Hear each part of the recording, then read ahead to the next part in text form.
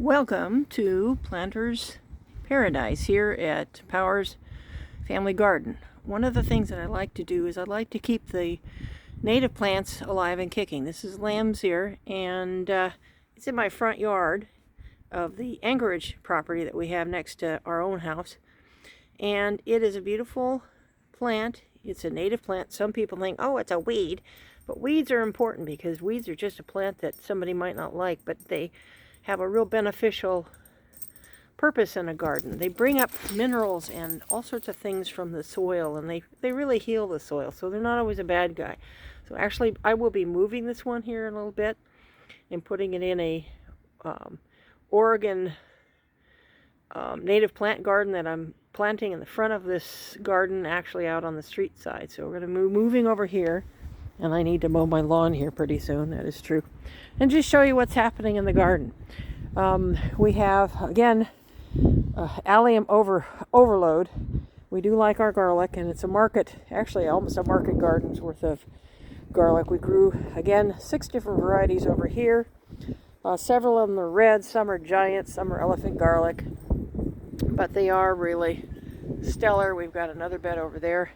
And the beds that we have here were the ones that I had peas and carrots and beets and celeriac and celery last year. We chopped and dropped 2 weeks ago. We put down a layer of the chopped vegetation, manure, and various flotsam and jetsam from the garden.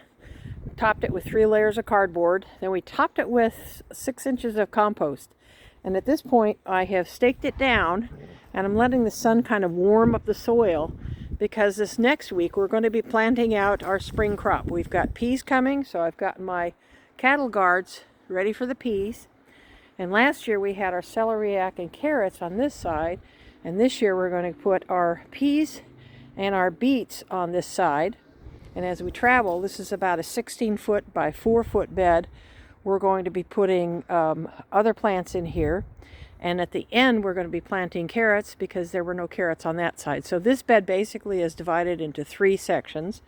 And that's what we'll be doing. Again, the peas were all along this section last year. And if you look at a past video, you can see that. This year, they're going to be against the cattle fencing that we have arched over. Same over in this one. Last year, we had spinach, kohlrabi, various brassicas. This year we're going to have carrots, beets, and spinach, and then we'll have the peas along the cattle fencing. We are doing something different this year because we will be shorthanded a few people over here. So we're actually going to be fallowing some of the beds. As you can see, I've already chopped and dropped, put the manure down, put the cardboard down, put the compost down. But this year we've put some chips on the top too, and we'll be topping this one and the other beds with the black plastic just to keep them fallowed but ready to go. I still have 1 bed left to clean out. This is another bed that we've got ready to cover. And then we've been using the chips as walkways. Again, this bed has got allium overload, and another bed that we're going to be fallowing, but it's ready to plant. I've got 2 beds in the back, along with a very big black dog.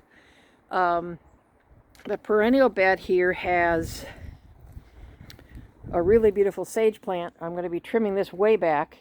I've got lemon bob. I'll be trimming all the dead off of here this next week. And I've got French sorrel there. That bed, we're going to be hugelculturing that bed. Those are the stems from the sunflower seeds of last year.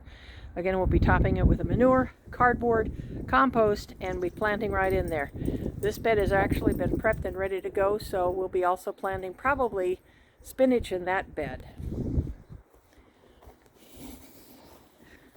We'll walk back out to the front of the garden. And as you can see, we've got quite a few big beds here, so lots to do. Now this other bed is the straw bale hugelculture that we built last year.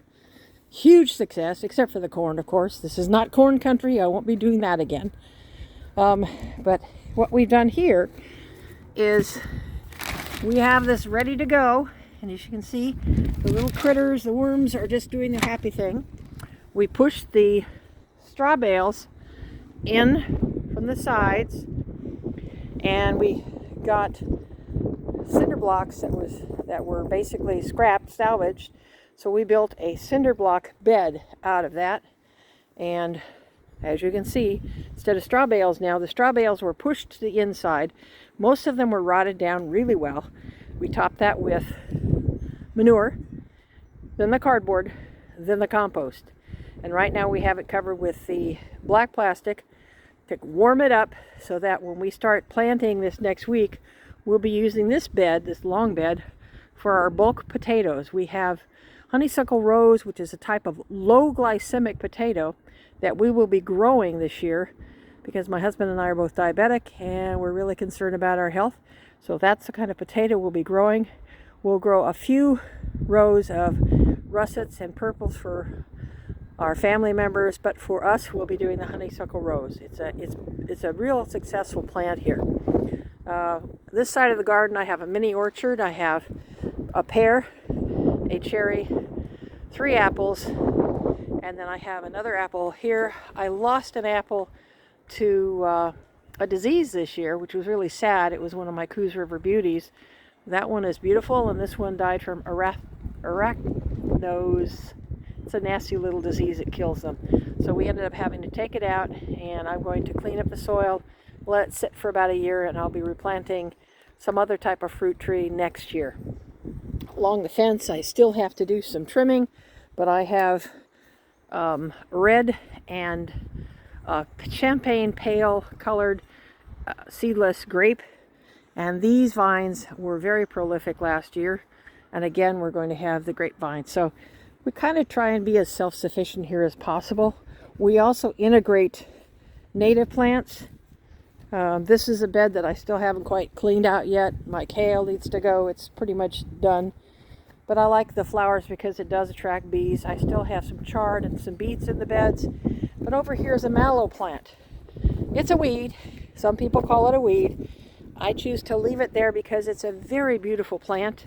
There are some medicinal uses for mallow. I don't use it, but I just like looking at it, and it pokes out some really beautiful pink flowers when it's done blooming. So I'm looking forward to that, and then I'll probably chop it down and let it grow again next year because they do come back. Somehow, some way, I also managed to get some crocus in here. The little crocus fairies planted some crocus in here, and just like they put daffodils in my garlic, I now have crocus in this garden. So it's kind of nice when you see little garden surprises. Over here I've got hops, and the plants look like they've survived, and they'll be sprouting. I also have some kiwis. Hopefully they will survive. We shall see. And then here is the former well, and it's not an edible situation. So I grow plants that are beautiful, are pollinators, but we just let it grow. It becomes a thing of beauty instead of a pollution site. So with that, I will close for now, and happy gardening.